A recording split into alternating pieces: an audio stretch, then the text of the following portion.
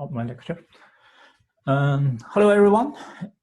And today we will learn the public key cryptography and RSA algorithms and the Diffie-Hellman Key Exchange algorithms. And after that, we will have a bit discussion on how key is distributed in many applications. Then we will have a summary of what we have learned in modern cryptography. And after that, I will plan to have some demonstration for you. Then we will move to next chapter, user authentication, and we will mostly focusing on the password-based authentication. Okay, so here is a recap of what we have learned about public key crypto. And there are two keys, public key and private key. As you can see from their names, public key is supposed to be public, supposed to be known to anyone, and private key is supposed to be private, to be kept secret. And they are for all the entity in the communication networks. Each entity has a pair of or several pairs of public key and the private key. So these two keys come in pairs. They cannot be used separately. And there are two major applications of public key cryptography. The first one is to use public key cryptography to provide confidentiality. Suppose we have two communicating parties, Alice and Bob, and for confidentiality, then Alice wants to send some message to Bob, then Alice use Bob's public key to encrypt the message and then send it to Bob. Bob used his private key to decrypt the message, which will give out the original message from Alice. So it's quite similar as symmetric cryptography, but here they use different keys. And also the encryption algorithm and the decryption algorithm could be quite different. In symmetric cryptographies, we mentioned for encryption and decryption, they share similar structure or similar functions in common. But for public key cryptography algorithms, they are mostly quite different. And another application is what is called authentication. And it's also the primitive self is called the digital signature, and it provides authentication of the data source. Like here, if Alice sends some message to Bob in this scenario, and Bob wants to make sure who sends out the message to him, and in this case, Alice encrypted the message with her private key and send ciphertext to Bob. And since Alice's public key is known to everyone, Bob has Alice's public key, so Bob can decrypt the ciphertext with Alice's public key and get the message. This because only Alice can encrypt the message with the private key such that her public key can successfully decrypt it. Then Bob can be assured that the message was sent from Alice. Meanwhile, since only Alice holds the private key, so if Alice has sent out this message, everyone can verify with her public key, then Alice cannot deny the message was originally sent from her. So this is property we mentioned before called the non-repudiation. The sender cannot deny the message he has sent out.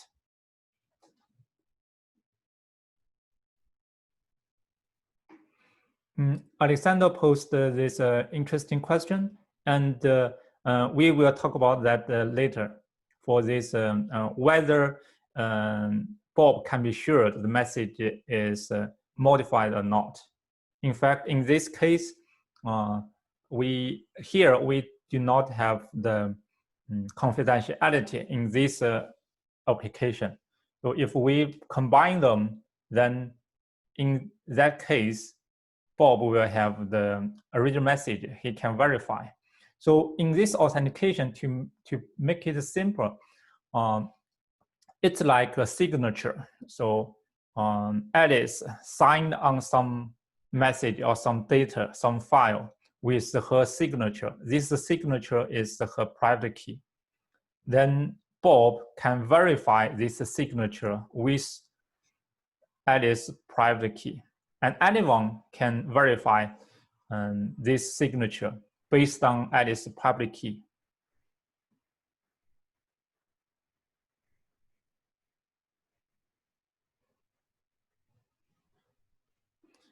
Alexander, that's a good question.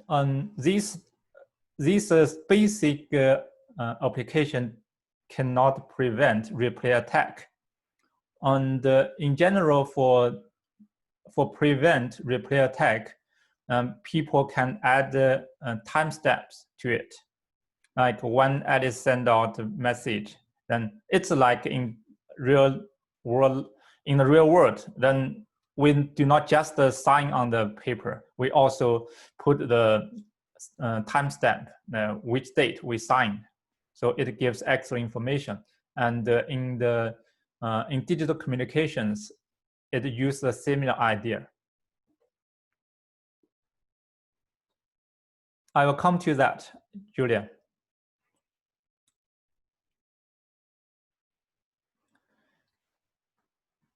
So now let's look at two applications for public key crypto systems. One is for secrecy. That in fact it's used for key exchange. Another one is digital signature. That's the second one. So it's to protect the authenticity of the data source. And we will soon look at two examples of two specific algorithms like RSA and Diffie-Hellman, these two. And for RSA, it's a crypto system or like a cipher. So it provides all these three functionalities. It can decryption, encryption, it can use private key for digital signature. It can use receiver's public key for key exchange. And for elliptic curve and this DSS, it's digital signature standard. These two, it's a little bit complex, so we will skip it. And for Diffie-Hellman, it's used only for key exchange. Before we dive into the specific algorithms, I would like you to know for modern public key cryptography, the design principle is to find trapdoor one-way function. We stopped here last lecture. For trapdoor one-way function, it means why can't some be used for Tobias? Why can't some? I have this question. Tobias, can we discuss this during the break? Because it's a little bit weak of your question. What do you mean by this? Some algorithms? I'm not quite sure about it. And here for this trapdoor one-way function, in general, this one-way, it means it's easy to compute in one direction, but the reverse direction is very difficult. And in cryptography, when we say it's easy, basically we refer to the computational complexity in polynomial time.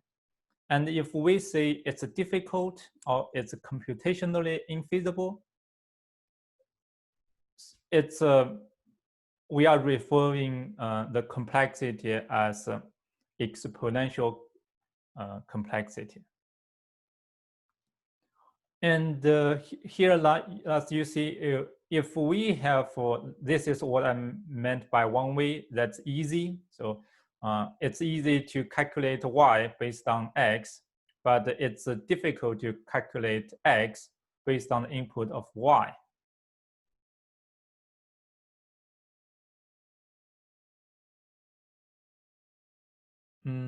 Here, this k is some secret information, or we say here it's a trapdoor. If we solve this k, we say it's a trapdoor, it's a one-way function, like a hash algorithm. And we can calculate y easily based on x. And we cannot calculate x based on the input of y. And this k is used as a trapdoor. If one has k, then it's easy to calculate this x based on input y. But without this k, it's infeasible, it's difficult.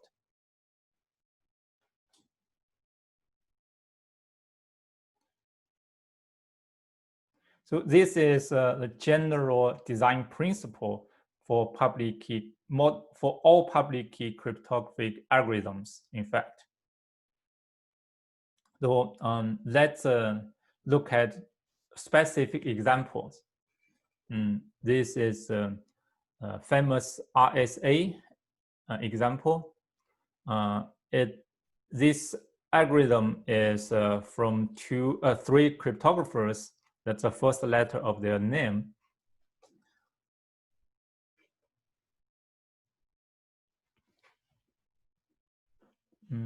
I get another question from Alexander. How does K modify the function? Here it's just a notation, Alexander. You can take like K as like put next to X, like here K put next to Y. So it's a way of diluting. So it doesn't really mean some different thing. So it means this function f takes two input, x, that's normal, it's a random input, and another key. This k here is stands for some like private key. Okay, now let's look at the specific algorithms. The first one, RSA. It's very famous. It's used in secure internet browsing. It's used in online banking. It's used in e-commerce. It's very elegant, and I don't want to go to the mathematical foundation of it. Instead, I will give you the idea how it works. And step one, so first we need to be able to generate the private key and public key. Let's see how it works. The first step, we need to choose two primes, P and Q. Do you know what primes are? Okay, good. And then, yes, that's a prime numbers. Then we calculate its product. Then the next step, we calculate the Euler function of n here. This Euler function, the formula of it is p minus 1 times q minus 1. If you are not familiar with Euler function, it's totally fine. You just need to know, okay, phi of n is p minus 1 times q minus 1.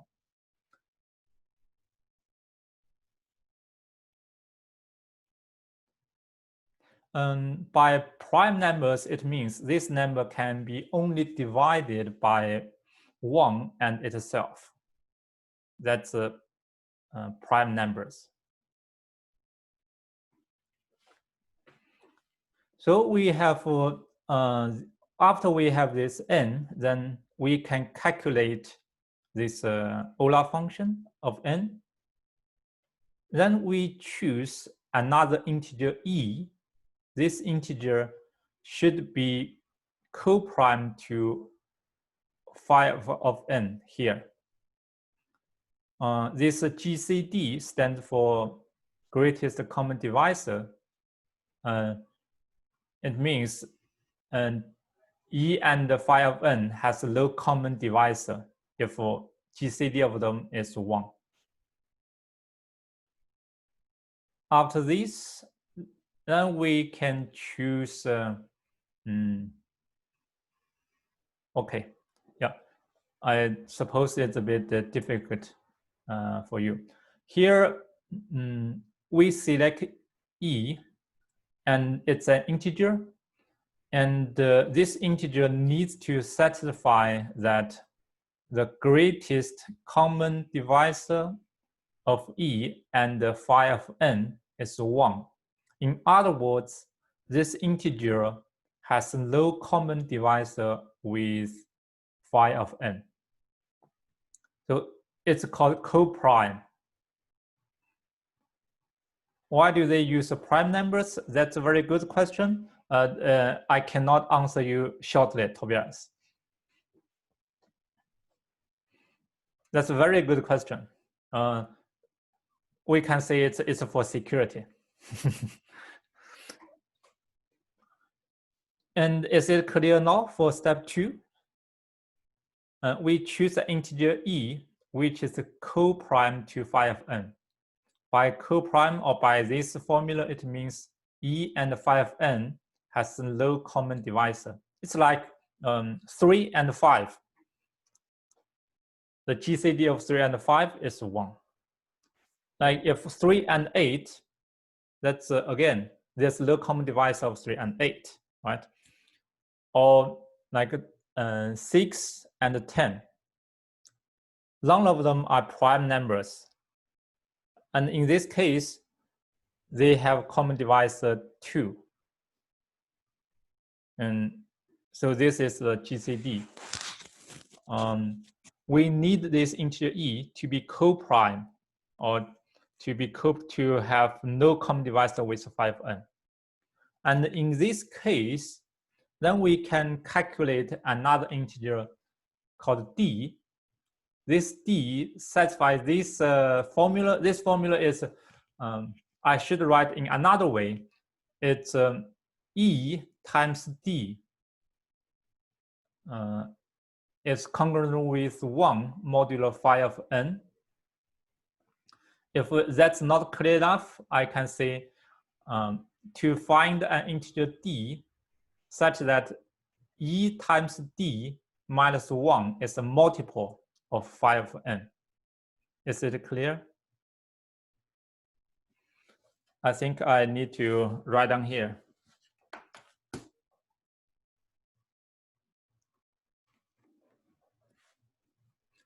Can you see my iPad screen?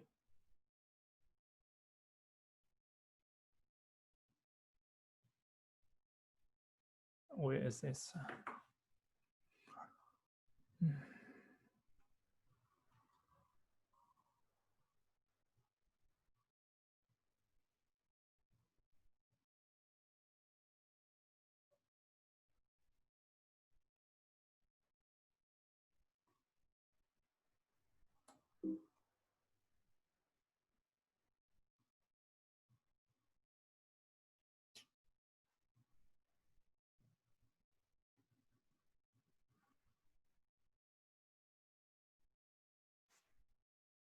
Okay, I will move to iPad screen.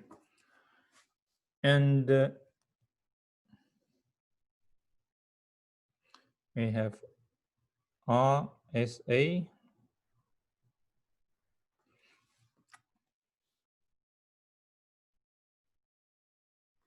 So we need to find an integer e such that e has low common divisor with Euler function of n, that's p minus 1 times q minus 1. And then we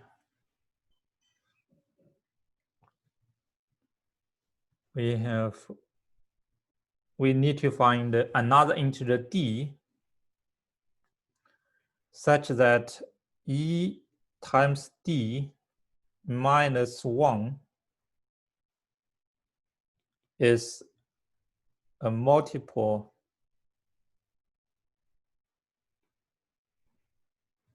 of phi of n. And it can be written as like this: e times d is congruent with 1 modulo phi of n. These two are the same.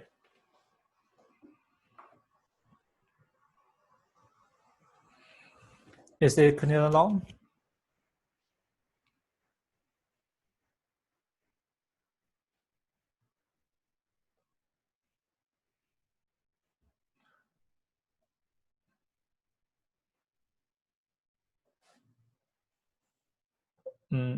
Sunder's reply about why we choose the prime numbers is to the point. It's a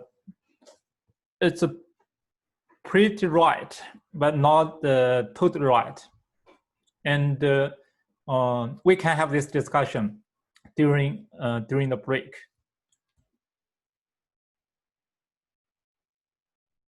Go back for a second.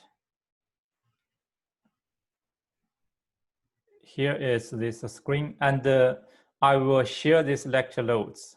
So you will have these lecture notes, don't worry.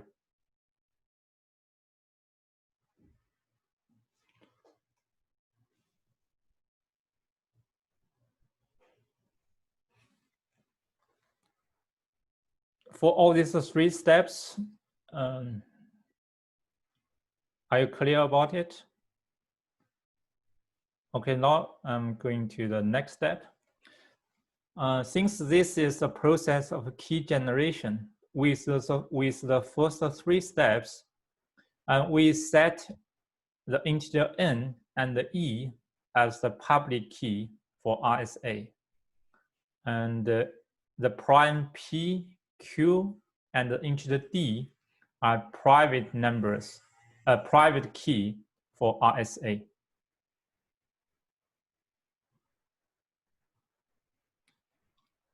Now with this private key and public key, and our next step is to consider how the encryption works. In fact, it's very simple. It's just like this. If we have a message m, then we encoded m as an integer smaller than n. Then we denoted as m, like here m we interpreted as an integer smaller than n. Then the ciphertext of m is simply as this: m to the power e modulo n. This is an encryption of RSA. Very simple, right?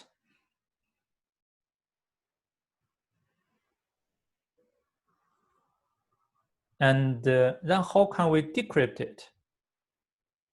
Here this E is used, this public key.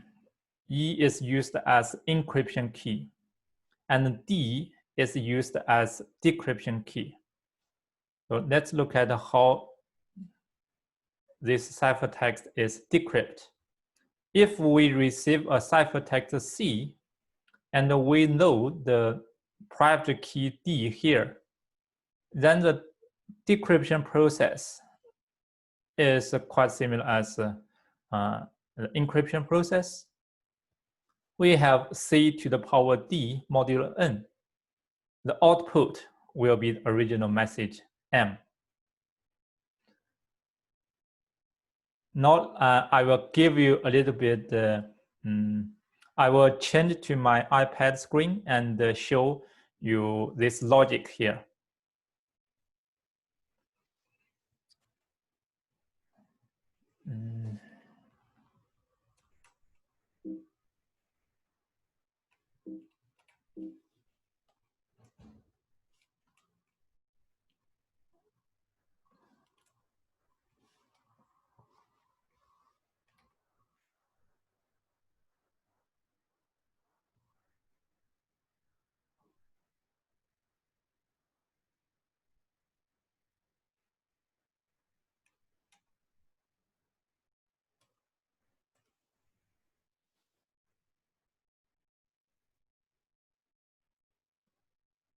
So in this way, I can see your question.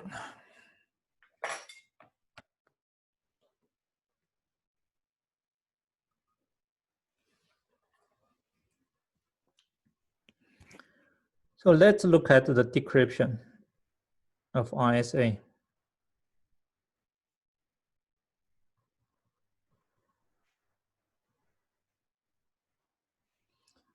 So we have C to the power D modulo N. And we know that C to the power C, the ciphertext is M to the power E. This is the C, right? Then to the power D modulo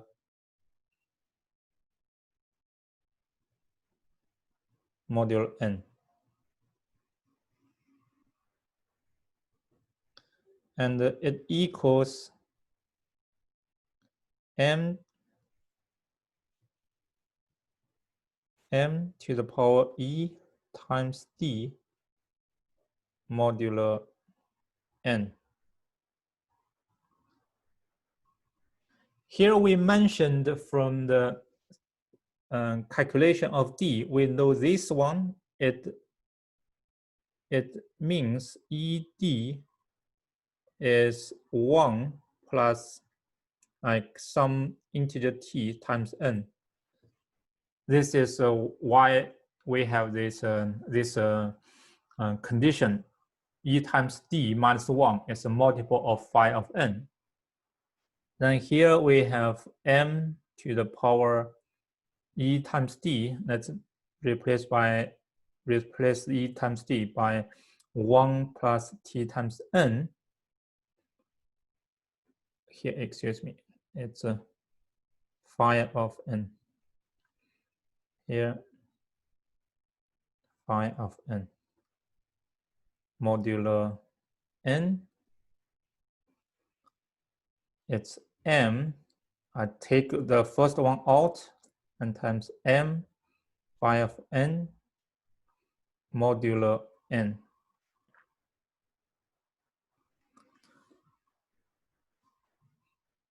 I give you the information that here the second part, in fact, is 1. So that's why we have the final m here. This is the logic why the decryption works for RSA.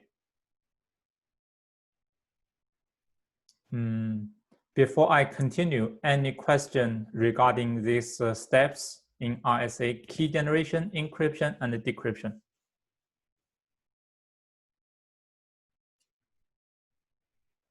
If you haven't seen this before, then I get this question from Peda, mentioned what modulo is. This modulo is a mathematical arithmetic. For example, 15 modulo 10 is a 5. 25 modulo 10 is a 5. And 35 modulo 10 is 5. So that's a remainder Yes, after division of some number. That's the modular. Yeah, mode is short for modular. Yes. Any other question regarding these steps?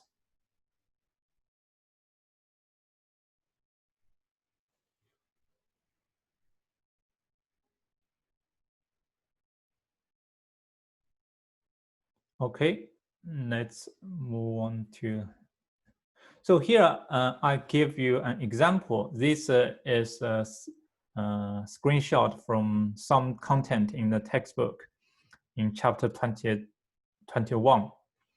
And here, let's look at this example. If we select two prime numbers, P and Q, P we choose it as a 17, Q as 11. And these 5 steps is the key generation step for RSA. Then we can calculate N, that's 187. And then we calculate phi of N, it's P minus 1 times Q minus 1. Then it's 116.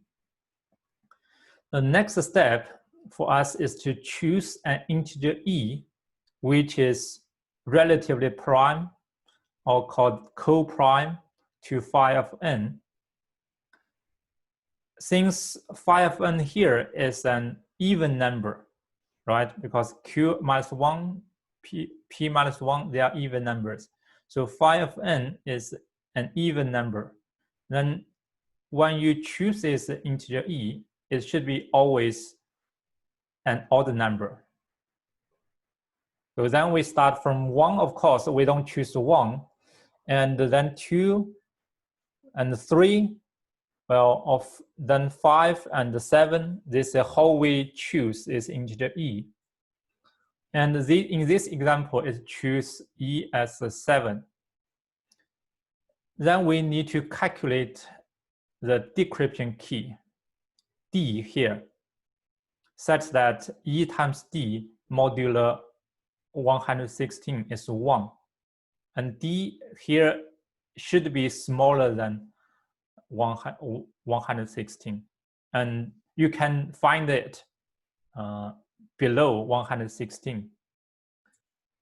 If you do like brute force, try 1 by 1, like we can do some basic calculation, then D times E modular 160 is 1. It means D times E is at least 161.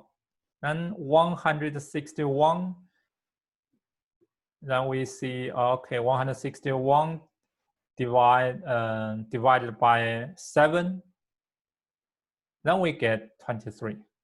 But this example is very easy.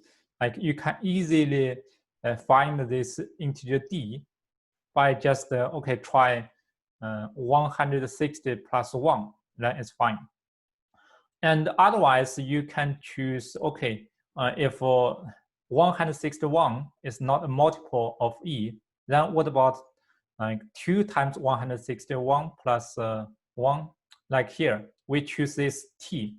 We increase this T to see whether 1 plus T times 5N is a multiple of E or not. If it is a multiple, then we can calculate this T. This is one way to find this decryption key for given encryption key. And there's a much more efficient algorithm to find D, which is called extended Euclidean algorithm. And we will, you can find the implementation of this algorithm in Python, in some other programming language, or you can implement it by yourself when you see the algorithm. It's, in fact, it's not that difficult, but we won't touch that. Here, I want to know that D is an decryption key corresponding to encryption key E when this formula satisfied.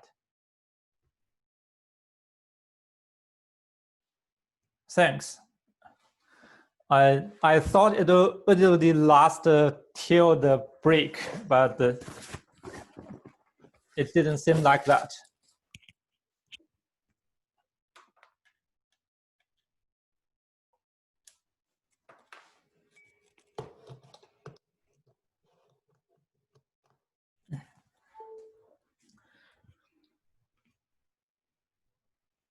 Okay, and with this encryption key is E and the decryption key is 23. Let's look at an encryption and decryption process. Here it's an example. Suppose we take a plain text 88, this plain text, and we want to calculate, encrypt it. Then we take 88 to the power encryption key E. Here is 7. Then modulo n, in this example, n is 187. Then it gives the output 11. This is a ciphertext. And for decryption, we have 11. That is a C to the power D. Then is to the power 23. That's a decryption key. Modulo n, it should give out. It should give the 88 as the output. This is an example of RSA encryption and RSA decryption.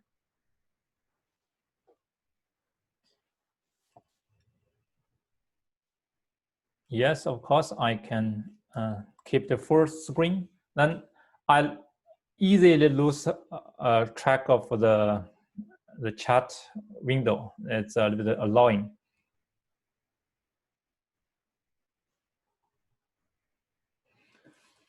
And with this example in mind, I want to give you some general information of RSA. It was created by 3 cryptographers in 1978. And I mentioned it was used in many applications. I could say more than 50% of security applications in the internet use RSA. And when we need to consider its security, so this is a general overview of the security of RSA. First of all, if we want to attack this algorithm, we may easily consider brute force.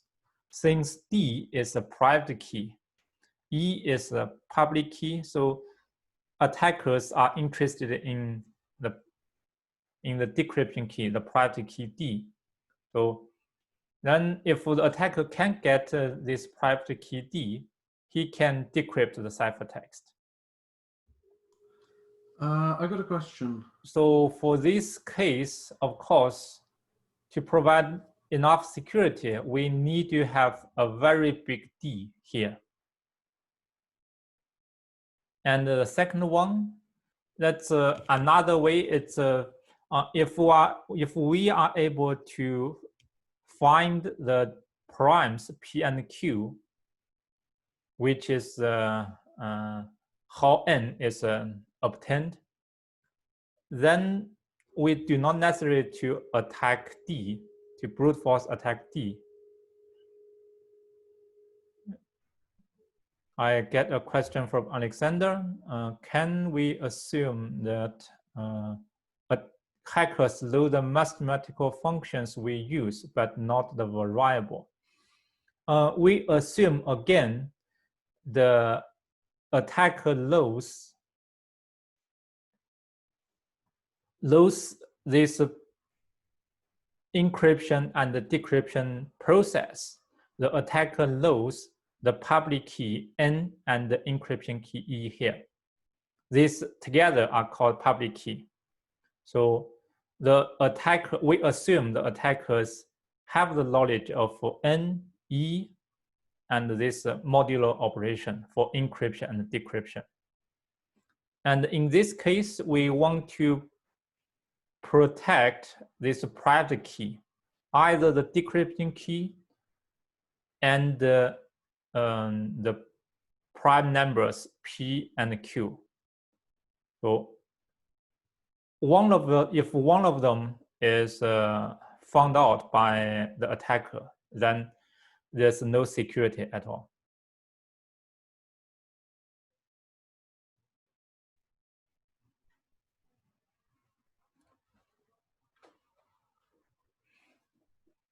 I get another question from Alexander. Would it not be possible that the inverse function use a general variable and use public key in the inverse function instead of trying to find?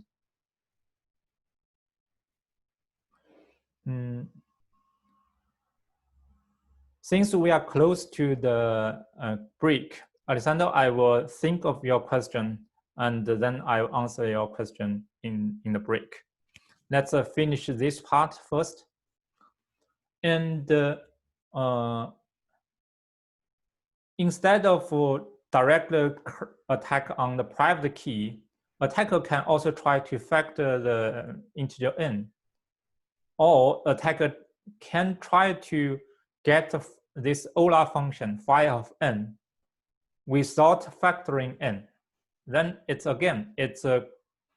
possible to find either P or Q or D quite efficiently. The last one is try to determine D directly without determining phi of n. This type of attack is quite challenging. There's no general way to do so. But if an attacker can determine phi of n, then attacker can get the private key D. Or if the attacker can factor this big integer n, then attacker can get D. So in general sense, the security of RSA is essentially based on the difficulty in factoring a big integer n, which is a product of two primes. And here I listed some records of factoring integer n.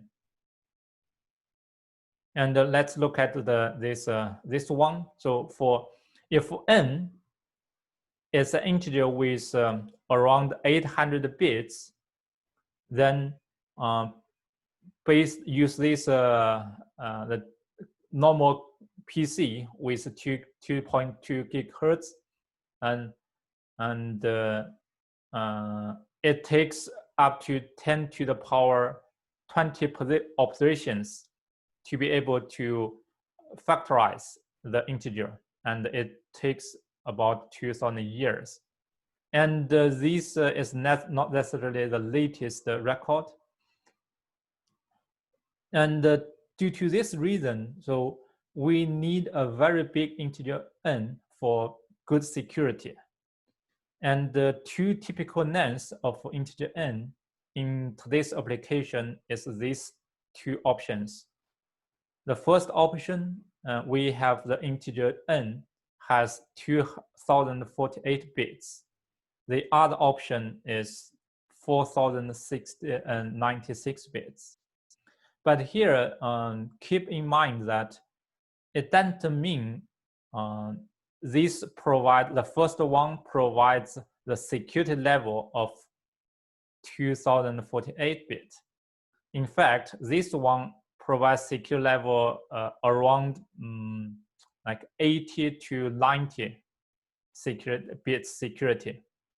And for this 4096, it provides a security level about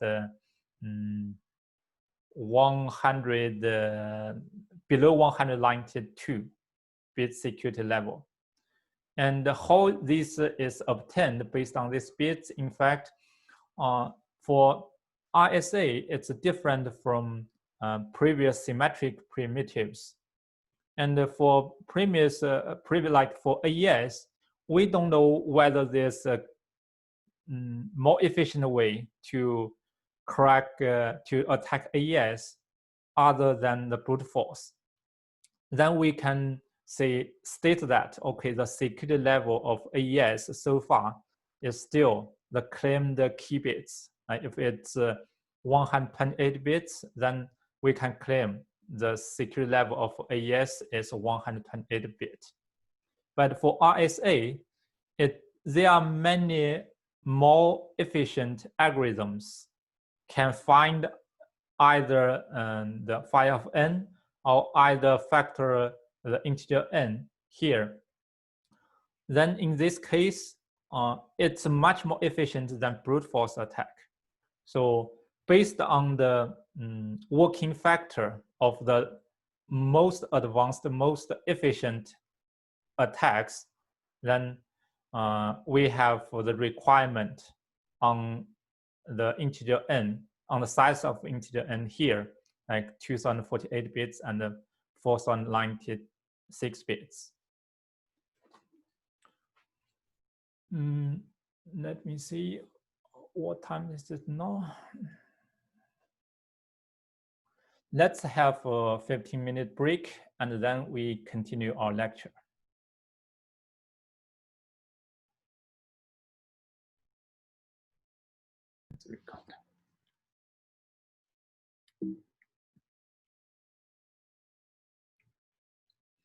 The second example I want to introduce is Diffie-Hellman Key Exchange. The reason we have this algorithm is some of you already noticed that it could be difficult to share secret information, to share secret key in the internet, right? If you want to send some secret message to a friend in the internet, and if you assume there are many points in between that can be intercepted by either some administrators or internet service providers, then it's not easy to keep your secret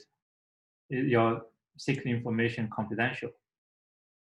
And when it comes to share the secret key for symmetric encryptions, that's the difficult part. That's why you see in many movies, like you have different ways of delivery some secret book or secret key, essentially. And for public key cryptography, the designs are based on mathematical operations or functions. And the idea is to have this trapdoor one-way function. Let's look at this Diffie-Hellman Key Exchange, how it works. Suppose Alice and Bob wants to share some secret information, and they agree on a prime number, P, and a generator. Here the generator means, here we have P, then we have this set 0 to 1 till P. A generator alpha here means if we take the powers of alpha from 0 to 1, 2 till P minus 2, and each of them modular P. If these two sets are exactly the same, then we say alpha is a generator. So in other words, if we have a generator alpha, then we take all the powers modular P, then the result of this set should be the same as this set from 0, 1 to here, extremely here, it should be P minus 1 here. And this is called generator. If we have the Alice and Bob have this parameter, is a prime and the generator, then what they will do is Alice randomly choose a number A and then calculate the, here G is a generator. She calculates G to the power A modular P. And this is the capital A is a public key for Alice. Then Alice sends this to Bob. And on the other side, Bob did the same process. So Bob randomly take an integer b, which is smaller than p here. Then he calculates g to the power b modulo p and derives the public key, capital B here. So Bob shares this public key to Alice.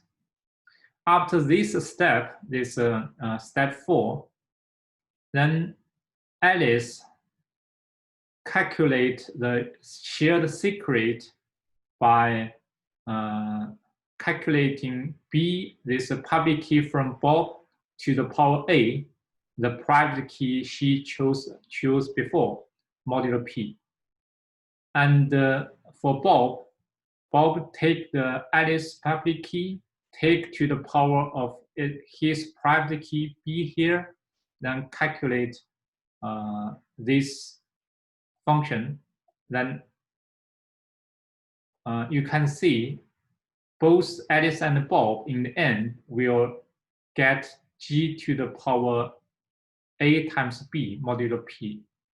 This is the shared information before Alice and Bob, and they can use this like as a common password, and then they can use it to generate encryption key with this password together with a hash function. Then they can use this information to use the encryption key, use them as encryption and decryption key.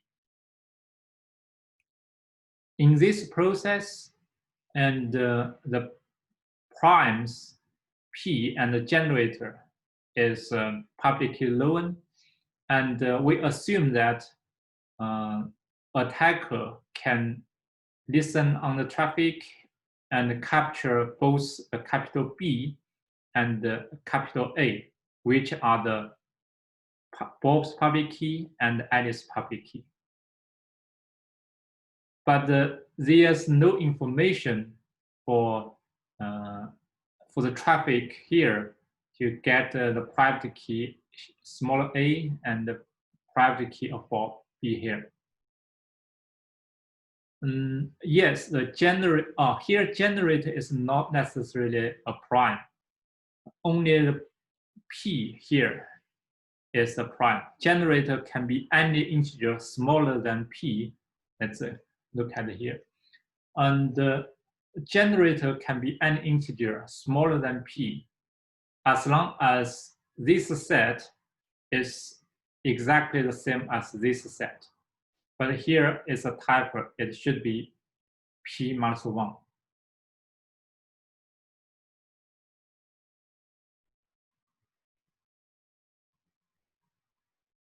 So this slide basically repeats the previous figure. Alice choose private key, KA, calculate public key. That's this one here, modulo P. And here is also modulo P and for Bob's public key. Then for the key generation at both Alice and Bob sides, they take the other's public key to the power of its own private key. Then they can get this, the common secret. This secret can be used to produce encryption key or decryption key. Is there any question about the process? It's called Diffie-Hellman Key Exchange.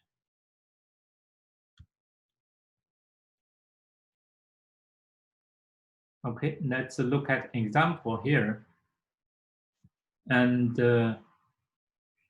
here I provide this link. Let me see whether this link still works. Yeah, it still works. And here, suppose we take, okay, 100.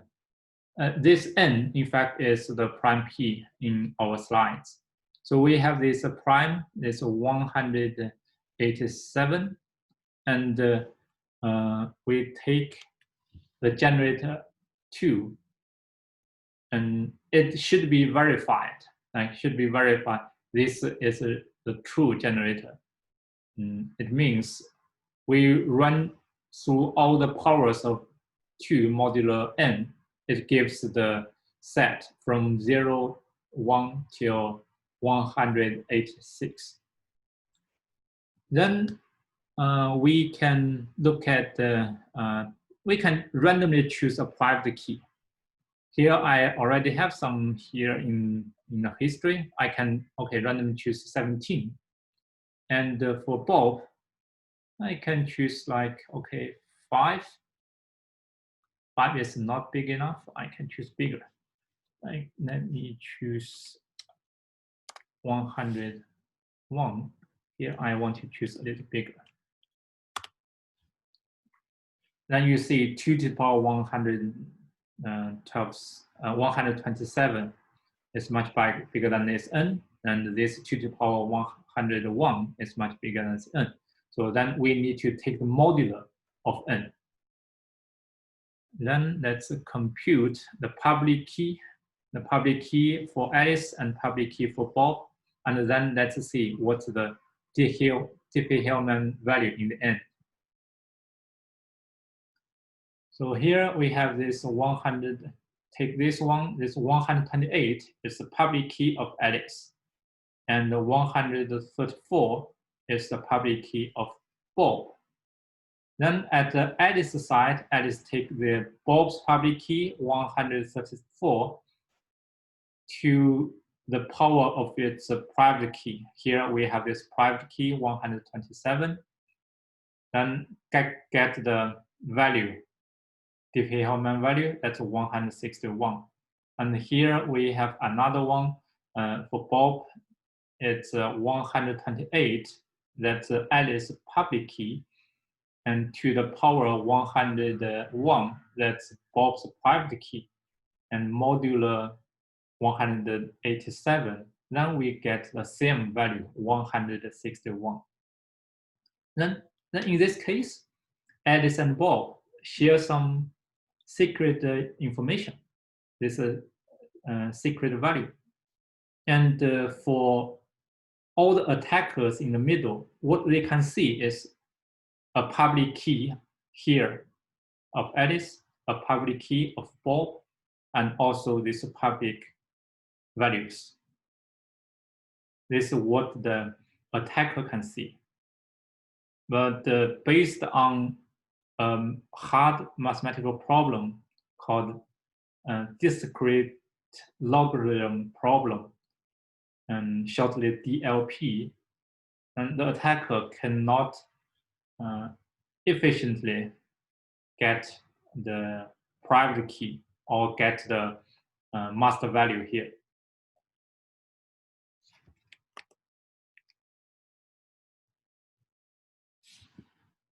This is a Diffie-Hellman Key Exchange.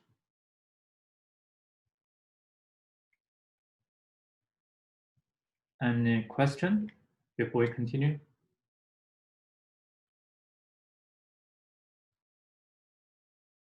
Okay, no question. And in this scenario, for Diffie-Hellman Key Exchange, we have attack, what is called man-in-the-middle attack. Here it is an attack Mallory, and she claims to be Bob, send Alice a public key. And also she claims as Alice send a public key, his own public key to Bob. That in this case, Alice will calculate this master value based on the attacker's public key.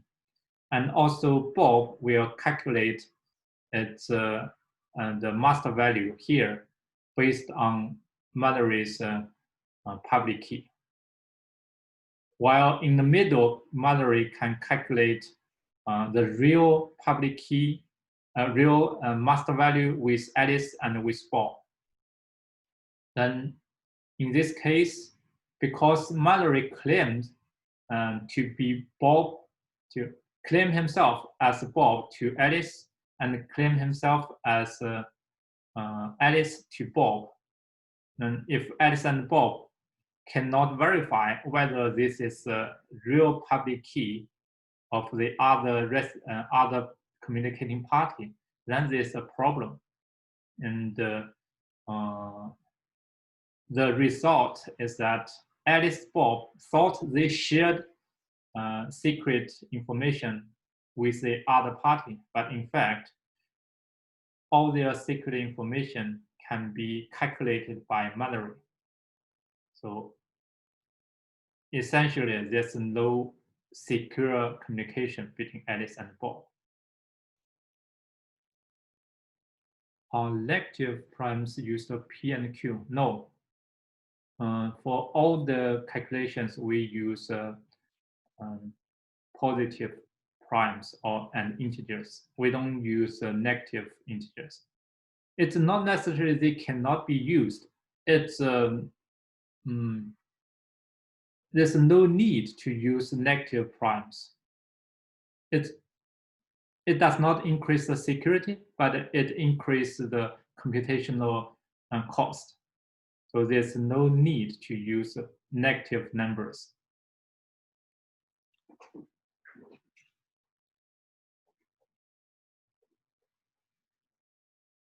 Okay, let's continue if there's no question. Now we come to the part digital signature. And in previous slide, we mentioned the digital signatures. Now we need to get a little bit more information about digital signature. And the aim of a digital signature is to prove to anyone that a message is originated as a particular user. So it's typically in the digital world, it claims that that file is from an entity with that signature. And why we need these digital signatures? The reason is we need some unique bonding to an entity, to a user. For symmetric key cryptography, somehow it works fine, but since user A, like Alice, and user B, Bob, they shared secret key. So when some dispute happened between them, then there's no way to distinguish which one lies, which one tells the truth, because they have the same secret information. But for public key cryptography, only the user has a private key. There's no other party has a private key. So the private key is uniquely bound to the user, to its holder. Then there's no way to deny that. So on the other hand, the verifier can be 100% sure this the signature was signed by that entity instead of by some other.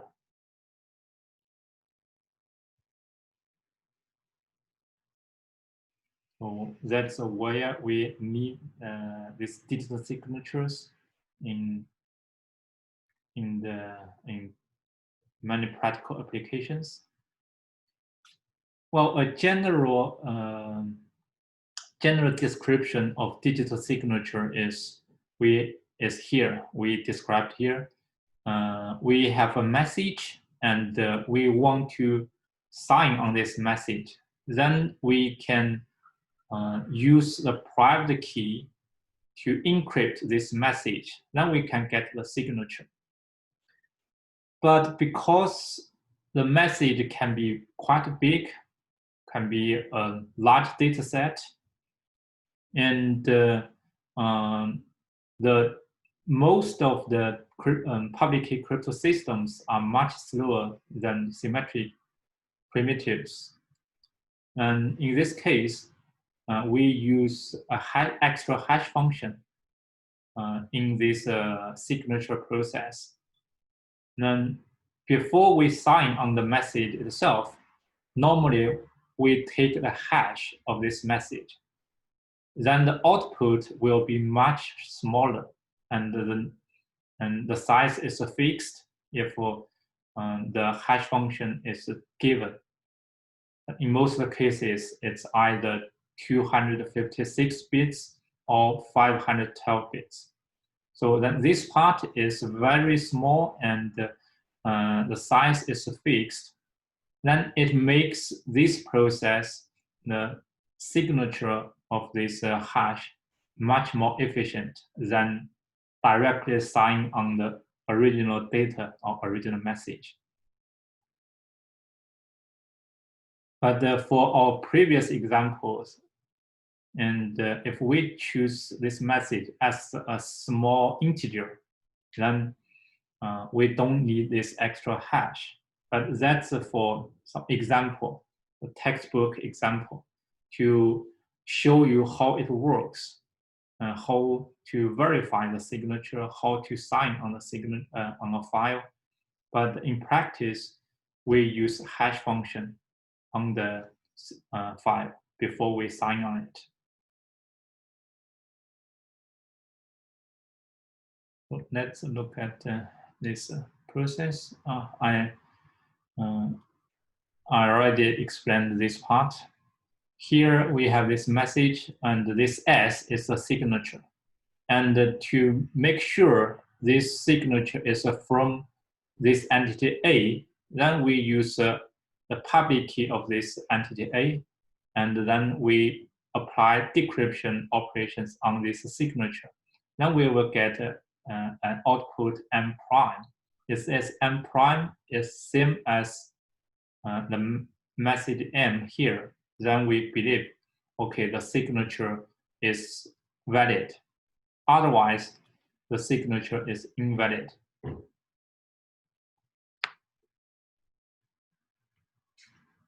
But because for the performance reason, we need apply hash function in the signing process. And in this process, when we want to verify it, because we have this signature, then the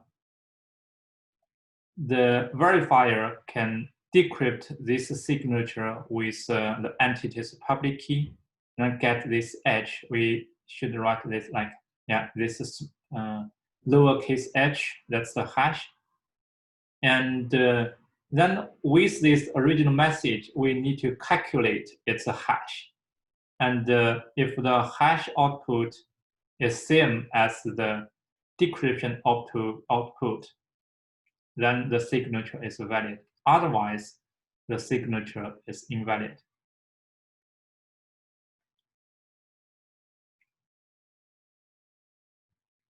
Before I continue, is there any question about the idea of digital signature operation?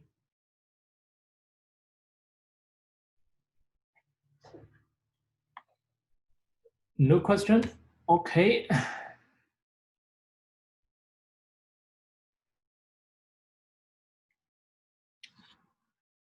And for digital signature algorithms, there are several of them.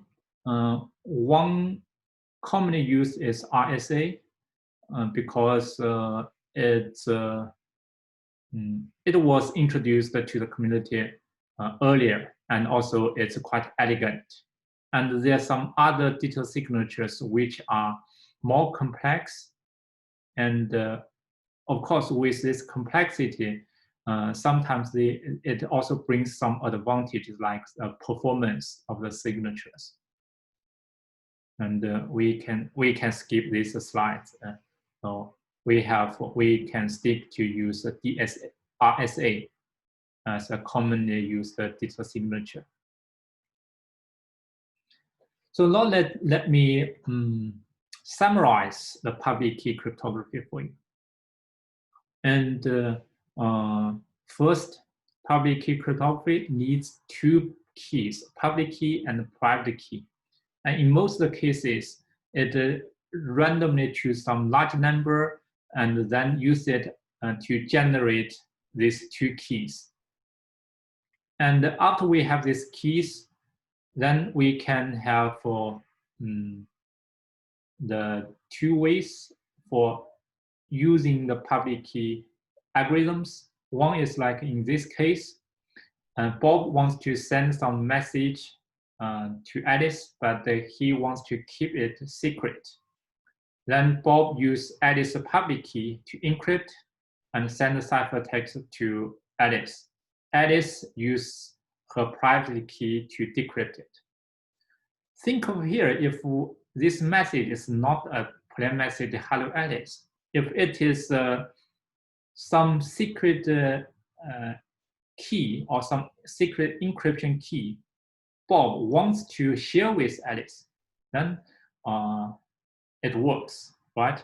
Suppose Bob wants to share encryption key with Alice for their AES encryption and decryption, and Bob has to use the internet or some other insecure channel.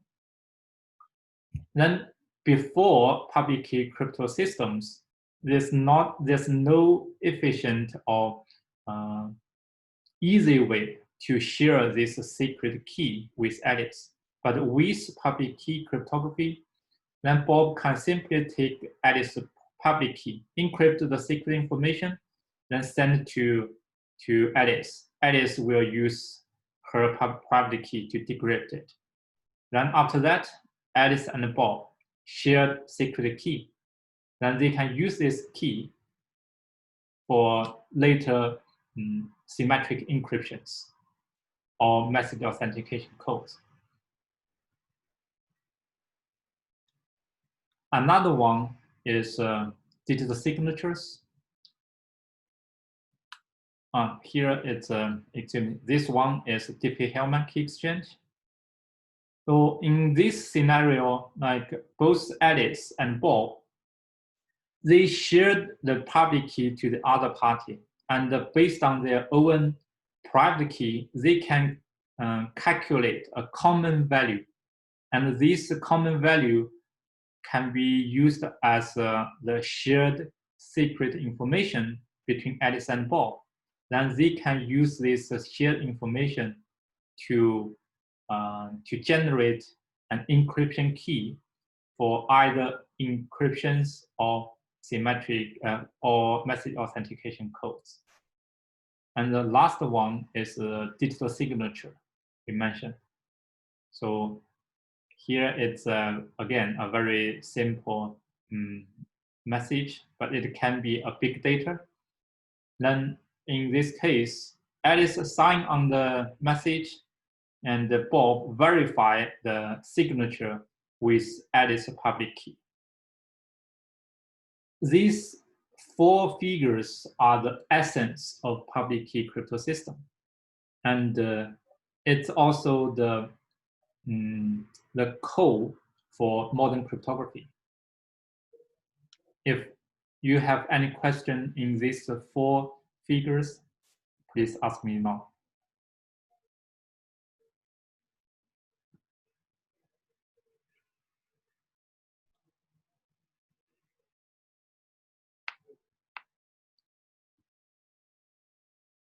Okay, no more question. And then here I give you, I can skip this slide. In the end, I want to talk a little bit about the key management. And I see I didn't make it to introduce user authentication today. And then we can leave it for next week lecture. It's not a big deal. And for key management, let's first look at some challenges. And this challenge is like how to share a secret key. Without public key cryptography, it's quite difficult, in fact, in the digital world. And now with public key, then we have a challenge how to obtain someone else's public key. And another management issue is when to change the key. How long should we use a key for? And here we have some assumptions and principles.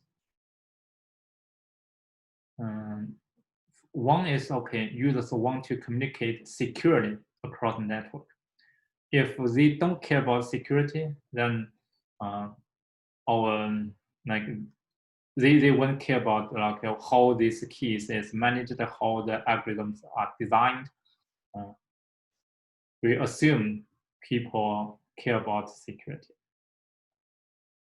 And another one assumption is widely used is the attackers can intercept any location in the network. Like we assume the internet is a very insecure communication channel, that if we send out something in the internet, then the attacker can intercept all the content of our traffic. So it means if we do not encrypt the traffic, if we do not have any protection, then the content of our traffic will be released to the attacker. And the third one, manual interaction between users are undesirable. This is definitely true in today's world. We don't want to have manual interaction to share keys among users. And the last one, more times a key is used, greater chance an attacker can discover the key. So I hope you are totally with these assumptions and principles.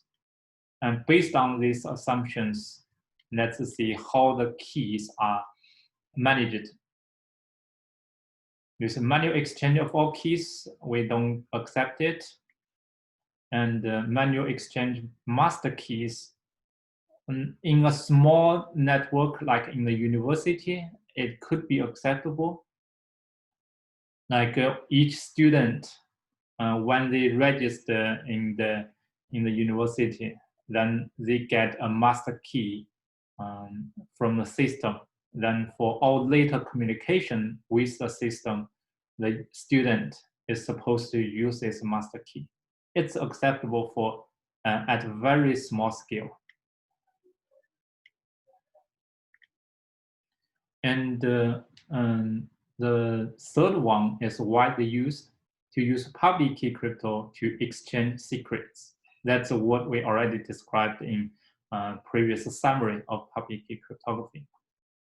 Either use RSA for key exchange, or use Diffie-Hellman for key exchange. Then we come to a point that how can we distribute a public key of a user? We from previous discussion, we all assume that everyone has a pair of public key and private key, and the public key is known to everyone. In practice, we need to consider how this is done, right? How can we make our public key known to others? And for personal use, one method could be, okay, public announcement of a user's public key, like in a web page. If you are maintaining a home page and you can, okay, add the public key of yourself, then everyone who visits your web page will know this is your public key. But not many people are maintaining a personal homepage, and it's a little bit inconvenient each time. And for all the secure communications, and the user needs to, okay, fetch the public key and to use it in the applications. This is not inconvenient enough. Another one is to publish the public key in an electronic directory. It's like public your phone number in a phone book. maintained by some local authority, and then this authority will keep track and update of each user's public key. Then if I suppose I need one of your public key, then I go to this electronic directory. Then I ask, okay, what's the public key of this person? And then I will get the answer of it. So this is another way, but it's like to shift the load on each user to electronic directory. A third one is public key authority, and this is this is widely used, and the users manually publish key at authority, and then others will know, okay, this key belongs to a specific entity. Then we believe that this key is correct, since we have some trust in the authority. But still, this type of measure, the third measure, it can be used at small scale, but when it comes to the internet, then which kind of authority should maintain the public keys of all users in the internet, all the devices in the internet? And this public key authority is a central point. And if the traffic is too heavy, then it causes a problem, and which we can imagine denial of service from the public key authority if there's only one single authority in the internet, right? And to make it more practical, then we have distributed measure called public key certificate. And this public certificate, so it works in this way: users manually register their public key at the authority. Then authority issues certificate to the users. So next time when the user wants to announce his or her public key, then he can announce this with this certificate. Then people can exchange this certificate, and based on this certificate, users know the other's public key. And another feature of this certificate is that the user can verify this certificate by verifying the public key of the authority in the certificate. Since it's a certificate, it's like a diploma, and it has a lot of information about the subject, who holds this public key, and it also contains information of the authority who issues this certificate. And this issuer information and also the public key of this issuer can be verified by any user.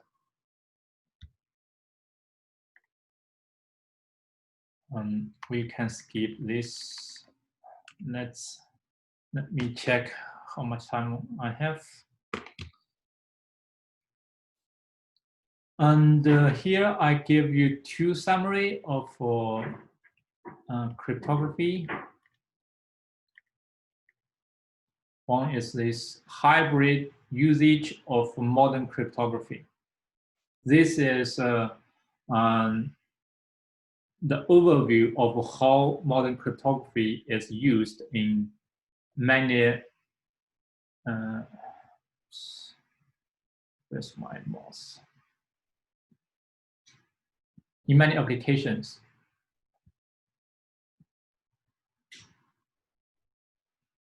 So we have some key management.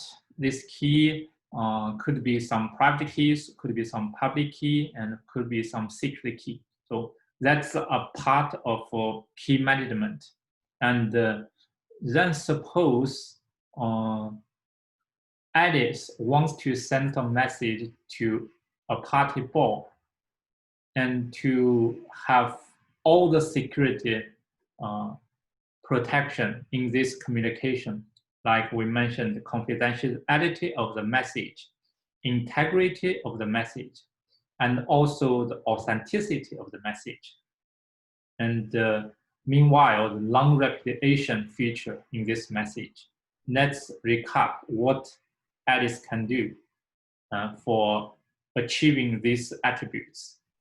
So first of all, Alice generates a secret key for symmetric encryption. So it denotes as a KS here.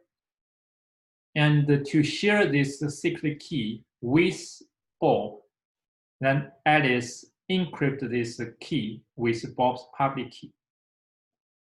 And this key will be used to encrypt Alice's message and with some symmetric ciphers like AES or triple DES.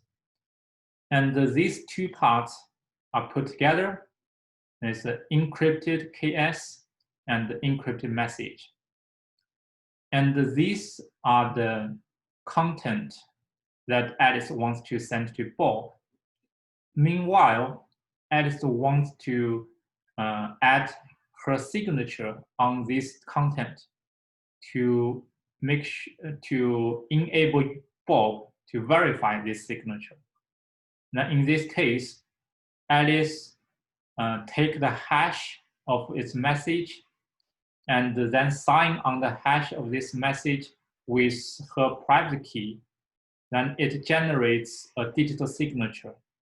All of these three parts are put into an envelope. It's called digital envelope. In fact, it's just some packets in the network. Then Alice sends this digital envelope to the recipient Bob. So when Bob receives this, Bob can use his private key to decrypt this message, get the encryption key KS, then use this encryption KS to decrypt the encrypted message. And to make sure this message was originally sent from Alice and was not modified, then Bob can use Alice's public key to verify this digital signature. If the signature is valid, then Bob can believe that the message, the content here is not modified and is indeed sent from Alice. This is the overview of modern cryptography schemes used in practical applications. And I give you another overview of